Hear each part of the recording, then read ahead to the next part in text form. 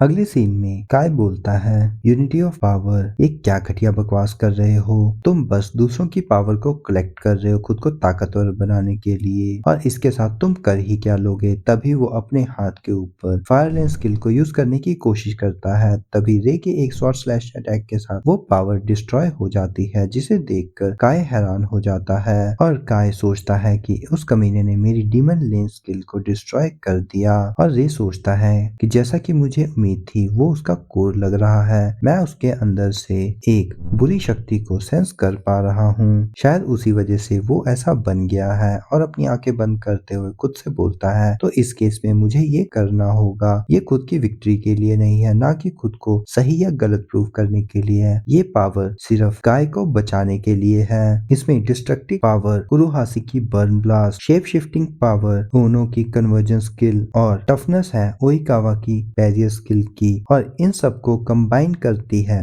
The black skill. और रे Apis blade के साथ अपनी स्वॉर्ड के साथ खड़ा हुआ होता है, जिसे देखकर काय बोलता है, तुम कमीने, अब मैं तुम में से किसी पर भरोसा नहीं करने वाला हूँ। मैं तुम्हें अपनी खुद के पावर के साथ खत्म कर दूंगा, जिसके लिए तुम रिग्रेट करोगे कि तुमने इस पावर को मुझे वापस क्यों किया। और अपने ओवरक्लॉक स्किल को यूज करना शुरू कर देता है, जिसे देखकर रे हैरान हो जाता है कि इसका साइज इतना कैसे बढ़ गया। क्या ये इसके करंट पावर और ओवरक्लॉक स्किल की वजह से इतना बढ़ गया है? और रे स्माइल करना शुरू कर देता है, जिसे देखकर काय बोलता है, तुम हंस क्यों रहे हो? रे बोलता है, काय, मुझे पता था कि तुम काफी ज्यादा अमेजिंग हो, और मुझे यकीन है कि मैं बिल्कुल ही पावरलेस हूँ तुम्हारे सामने अपनी खुद की पावर से। पर मैं अपनी कमजोरी को कोई बहाना नहीं बनाऊंगा तुम्हें अबेंडन करने के लिए यहाँ पर इस स्टेट पर। इससे कोई फर्क नहीं पड़ता कि तुम कितने पावरफुल हो यहाँ पर। और अपनी स्वॉर्ड के साथ आगे बढ़ते हुए बोलता है, मैं तुम्हें उठा कर ही रहूंगा, चाहे मुझे कितनी भी अटेम्प्ट्स क्यों ना करने पड़ जाएं। तभी काय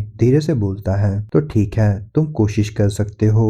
और काय अपनी स्किल को एक्टिवेट करते हुए बोलता है कि जीत तो सिर्फ मेरी ही होगी, और उसके ऊपर एक बहुत बड़ा आइस क्यूब आ जाता है, जिसे रे अपने स्वॉर्ड के साथ डिस्ट्रॉय कर देता है। और काय चिल्लाते हुए बोलता है कि मैं हार नहीं सकता, मैं तुम्हें ऐसा बिल्कुल भी नहीं करने दूंगा, ये मेरी एग्जिस्टेंस का प्रूफ है। तभी रे अपनी आंखें बंद करते हुए बोलता है कि मुझे परमिशन दो आइचन ब्लास्ट फर्नेस यूज करने की। और वहां पर काफी जोरदार फायर ब्लास्ट रिलीज होना शुरू हो जाता है, और वो सीधा अटैक जाकर काय के सीने पर लगता है, जिसकी वजह से उसके सीने से खून निकलना शुरू हो जाता है, और वो पीछे जाकर गिरना शुरू हो जाता है, और वो अनकॉन्शियस सा हो जाता है, और वो जमीन पर जाकर गिरता है, जिसे देखकर रे बोलता है, काय, ये ठीक है, इससे कोई नहीं फर्क पड़ता कि तुमने अभी तक क्या किया है, पर मैं तुम्हें अपने भाई की तरह आज भी एक्सेप्ट करता हूँ, क्योंकि मैं तुम्हारा बड़ा भाई हूँ। और वो स्माइल कर रहा होता है, जिसे देखकर काय थोड़ा सा हैरान होता है और सोचता है कि ये तुम ही हो सकते हो, क्योंकि तुम हमेशा से ही इतने कैपेबल रहे हो कि चाहे कैसा भी टाइम हो तुम हमेशा खुश रहते थे, और चाहे कैसा भी टास्क हो तुम उसे इंजॉय करते थे।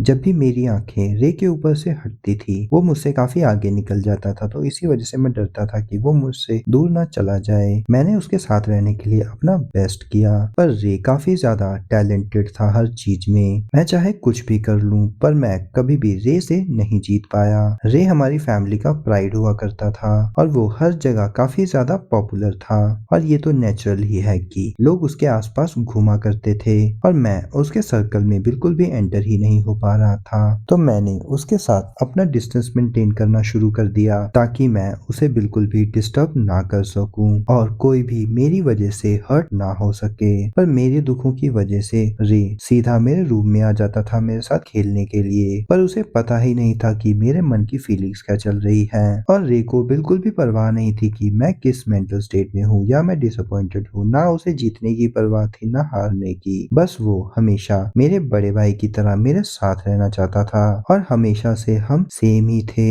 और स्माइल के साथ बोलता है कि सच में मैं अभी तक गलत साइड पर था और गलत सोच रहा था, और उठने की कोशिश करते हुए बोलता है, रे मुझे माफ कर दो, और जोर जोर से रोना शुरू कर देता है। रे भी हल्की सी स्माइल के साथ बोलता है कि काय। तभी रे अपने घुटनों पर आ जाता है। तभी आइचन भागते हुए बोलती है कि रे क्या तुम ठीक हो? और रे भी स्माइल के साथ बोलता है, लग रहा है कि मैं थोड़ा सा थक गया हूँ, पर अब मैं ठीक हो जाऊंगा। तभी काय की आंखें बिल्कुल सफेद हो जाती हैं, और उसकी बॉडी से बहुत ज्यादा पर्पल एनर्जी निकलना शुरू हो जाती है। सब लोग देखकर उसे बोलते हैं कि काय को क्या हो रहा है। तभी वहाँ पर बहुत बड़ा मॉन्स्टर अपीयर हो जाता है, जिसे देखकर रे की आंखें बड़ी हो जाती हैं और वो बोलता है ये तो इविल ओजी है, लेवल 91 का मॉन्स्टर। और वो सोचता है क्या ये वही मॉन्स्टर है जिसने काय को पोजेस किया था? ये तो आज से 3 साल पहले तब आया था जब एक एस रैंक का मेज अपने टीममेट को मारकर पागल हो गया था, और उसके बारे में यही इंफॉर्मेशन बाहर आई थी जब उसे रोक लिया गया तो के अंदर से एक जाइंट मॉन्स्टर निकला जिसने उसे पोजेस किया था, और उस मॉन्स्टर ने पूरी सिटी को डिस्ट्रॉय कर दिया था। वो मूवमेंट काफी ज्यादा खतरनाक था, तो इविल ओजू इसी ने काय को ऐसा बना दिया था। और दांत बीचते हुए रे उठने की कोशिश करता है, तभी कोई बोलता है कि रे तुम्हें मूव करने की कोई जरूरत नहीं है, अभी से हम इसके साथ फाइट करेंगे। ये आइचर और ओनो होती हैं। ओनो बोलती है हम तुम्हारी बात को समझ रहे हैं, पर तुम इस कंडीशन में बिल्कुल भी फाइट नहीं कर सकते।